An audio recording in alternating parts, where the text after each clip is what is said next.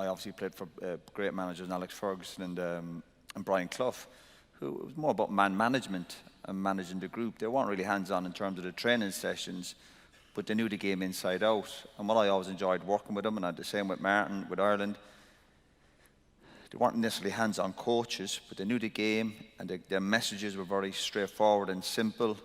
And Alex Ferguson, I'm sure, if he was sitting here, would be the first to say we'd almost, I think he criticised me a little bit when I left, saying I was trying to run the dressing room.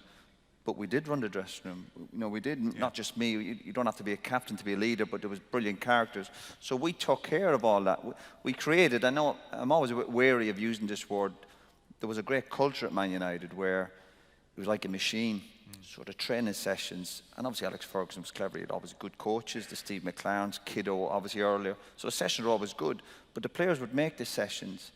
You know, it'd always be, everyone would, and it seems strange, people look at you and go, we would give it 100% every session we done. Doesn't mean to say the quality was always there. You'd have an off day.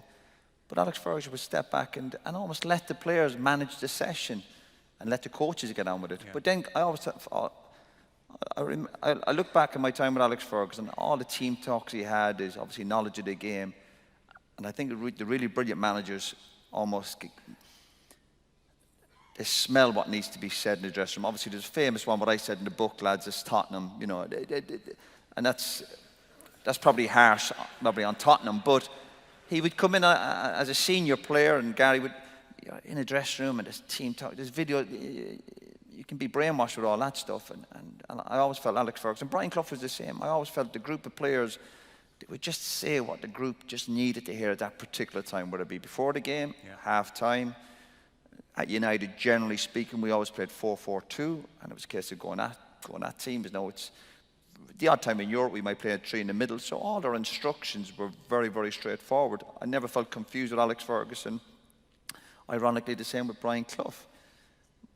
Before my debut at Liverpool, Brian Clough, in the dressing room before the game, and I kind of have to remind myself of it. He said to me before my debut, he said, "I've seen you playing. Obviously, I'd been playing with the reserves." He says, "You can control it." And I said, "Yeah." He said, "You can pass it." I said, "Yeah, and you can run." And I said, "Yeah." And he said, "Well, just do them 3 things." And that was my career. And people laugh, but a lot of players can't do them things, believe it or not. Sure. A lot of professional players can't control it, pass it or run. They might have 1 or 2 of the 3. Sure. So I knew I had that. So that was my career in a nutshell.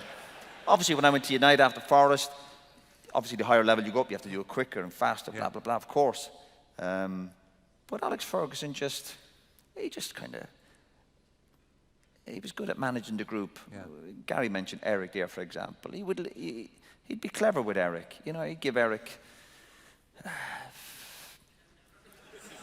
like for example, it's only a daft little thing, but obviously United was always smart club suits and all this, and very respectful when we travelled. And Eric might turn up in a suit with a pair of trainers, whereas if that was one of us, you'd definitely be fine or you'd be in trouble. Whereas, oh, Eric, leave him off, he's French, you know, he's like, fucking hell, you know.